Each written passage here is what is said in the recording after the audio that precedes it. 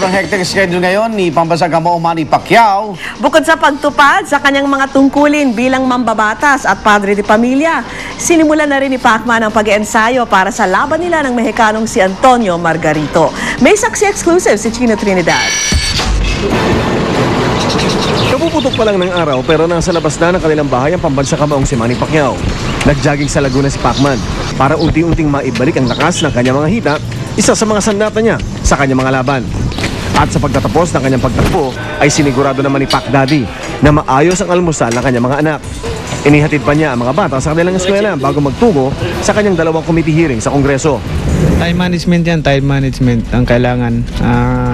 Kailangan may panahon ka sa pamilya mo, kailangan may panahon ka sa iba yung panahon mo sa trabaho mo, iba yung panahon doon sa boxing din.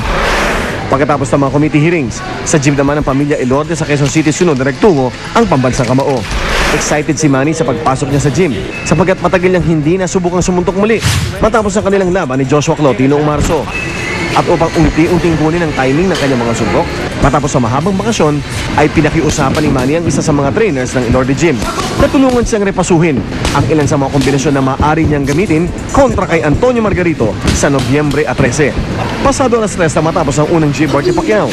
Agad siya nagbihis upang humabol sa pagsisimula ng sesyon sa Kongreso sa linggong ito. Chino Trinidad, ang inyong saksi.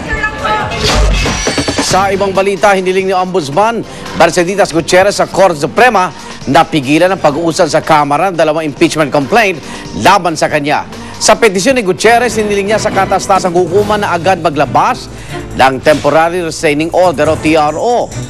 Minadalian niya ng House Committee on Justice ang pagdedeklara ng sufficiency in form and substance sa mga reklamo. Binaliwala rin daw ng komite ang probisyon sa Ligang Batas na nagbabawal sa pagdinig ng higit sa isang impeachment complaint sa loob na 1 taon. Tumanggi naman magkomento si House Speaker Sonny Belmonte sa inihaing petisyon ni Gutierrez. At good news naman mga kapuso, bababa ang presyo ng mga produktong petrolyo ng ilang kumpanya ng langis. Simula ngayong hating gabi, 25 sentimos kada litro ang rollback ng Shell, Chevron at Sea Oil sa kanilang diesel at regular gasoline.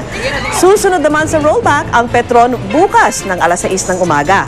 Magpapatupad din ng bawas presyo ang Phoenix Petroleum Philippines pero sa diesel lang. Paliwanag ng mga kumpanya ng langis, ang rollback ay dulot ng paggalaw ng presyuhan sa world market.